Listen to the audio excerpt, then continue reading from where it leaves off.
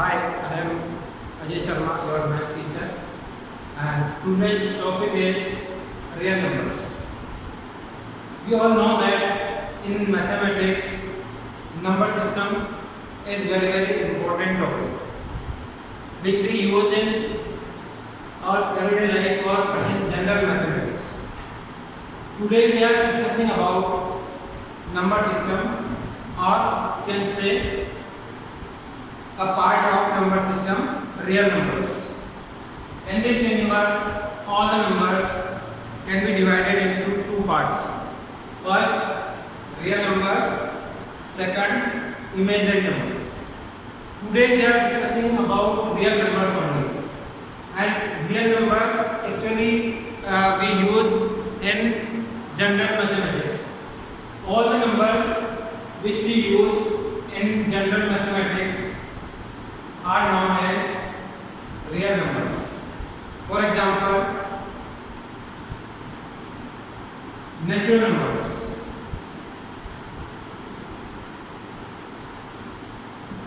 Natural numbers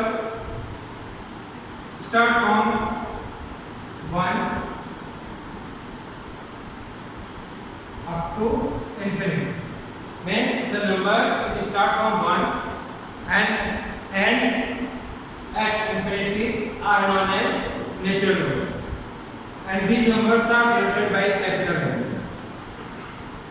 Second, whole numbers start from 0 and end to infinity. It means you can say that in natural numbers and whole numbers, basic difference is the number start from 1 and whole numbers start from 0. It means 1 is a part of natural numbers but not whole number. Clear? Third, integers. Integers may be positive or negative. 0 is also negative number, integer. Positive number, the numbers with positive sign. For example, 1, 2, 3, 4, 5 up to infinity are known as positive integers, and the numbers with negative sign are called negative integers. 0 is also integer, but neither positive nor negative. Clear? Next, rational or irrational numbers. Rational or irrational numbers are also part of real numbers.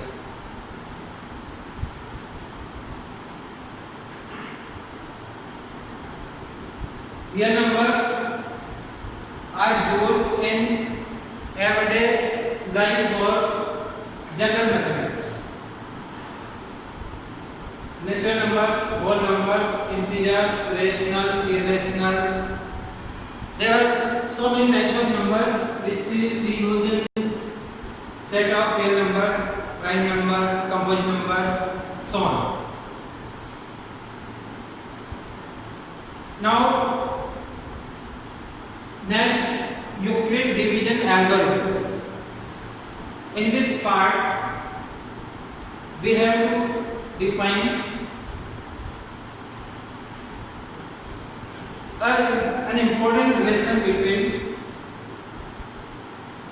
dividend, divisor, quotient, and remainder. In a process of division, we use 4 types of parts: dividend, divisor, quotient, and remainder. According to Euclid's division algorithm, there is a relation between these terms, and this relation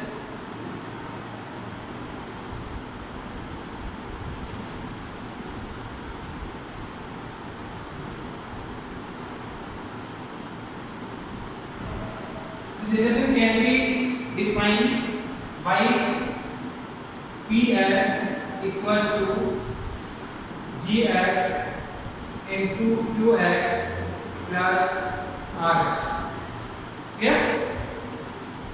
There is a relation among these terms and it is known as Euclid's division algorithm. Px, that is dividend. Gx is defined as divisor. Divisor जिस number से dividend को divide करते हैं. Question Qx is quotient and Rx is remainder. If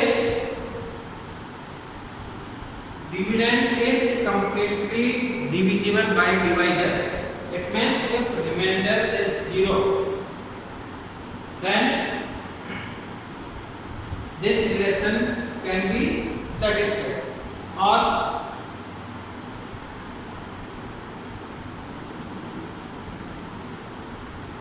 dividend equals to divisor into quotient plus remainder.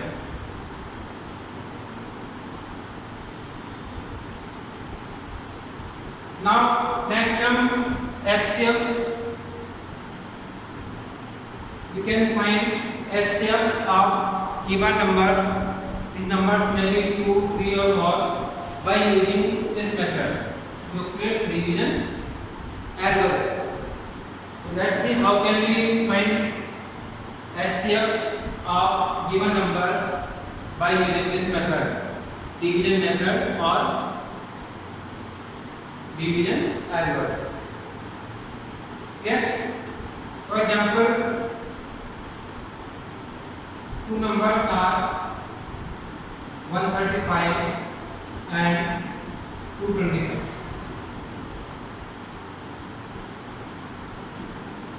We have to find out the HCF of these two numbers. HCF means highest common factor. So I think you all know about this term because you are in 10th standard. So I think it is not required to explain what is HCF, how can we define HCF. Only the full form highest common factor. Now by using this method of process, first let's see 225 is greater number between these two numbers 135 and 225. That means 225 may be dividend and 135 divided. In simple division method, we can use 135 225 one time divisible. Now 135 5 minus 0 plus 9. Remainder is 90. In first step, the remainder is 90. Percentage 1 divided 135 and dividend is 220. Clear? Now second step, remainder becomes divisor and divisor becomes dividend. 135 becomes dividend in second step and remainder becomes divisor. कहाँ तक इसको divide करेंगे? जब तक reminder 0 नहीं होगा.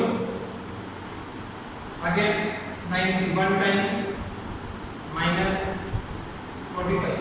In second step, remainder is 45 divided 90, percentage 1. Again we have to follow the same step. 90 becomes dividend and remainder in second step is 45. Now it is divided. Again 45 and 90. 45, 90. 90 is divisible by 45 by 2 times. 45 into 2 90. Now remainder is 0. In these three steps we are able to find out three percents. 1, 1, 2, 3 divisors. Now remainder is 0. We have to find out SCF. Now in Euclid division algorithm, we have to arrange these terms in this format. Px equals to Gx into Qx plus Rx. First step, did 225 dividend equals to divisor into quotient 135 into 1 plus 90. In second step, again Px is 135, divisor means Qx is 90, percent is 1, remainder is 45. 135 equals to Gx into Qx. Gx is 90, 90 into 1 plus 45. Similarly, third step, dividend is 90. 90 equals to divisor into quotient. 45 into 2 plus 0. Clear? In these three steps, last divisor is 45. In third step, last divisor is 45. It means HCF of 135 and 225 is 45. Clear?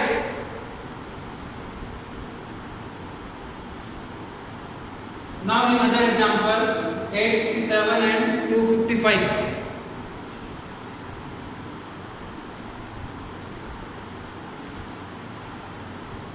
Again we have to find out the HCF of these numbers. 867 and 255.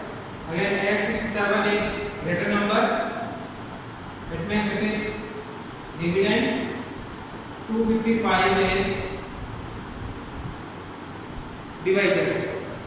Now 867 divided by 255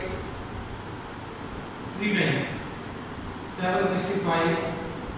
Now remainder is 102. Again in second step,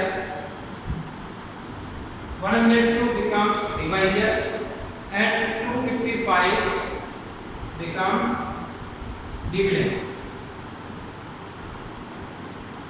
Now 102 into 2, 204. 204, 255 minus 204.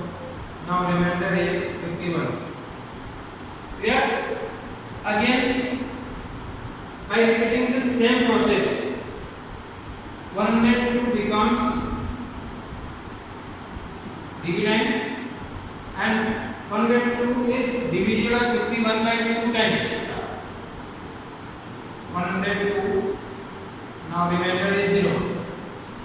It means first step can be written as 867 equals to 255 into 3 plus 102. In second step, 255 equals to 102 into 2 plus 51. And in third step, 102 equals to 51 into 2 plus 0. Last divisor means divisor of last step, and which remainder is 0. H51. That means HCF of these numbers 867 and 255 is 51. Clear? Next topic is fundamental theorem of arithmetic. That is also important topic in this chapter because it is based on prime factorization, concept of prime factorization of numbers or prime numbers. So according to fundamental theorem of arithmetic, every composite number can be factorized into its prime factors, and this factorization is unique. Very simple definition. We can explain again. According to fundamental theorem of arithmetic, every composite number means which is not prime. जो number prime number नहीं है, prime number के अलावा जितने भी numbers हैं वो सारे कंपोजिट नंबर की कैटेगरी में हैं. Clear? It means which has more than two factors. The one in itself, the number.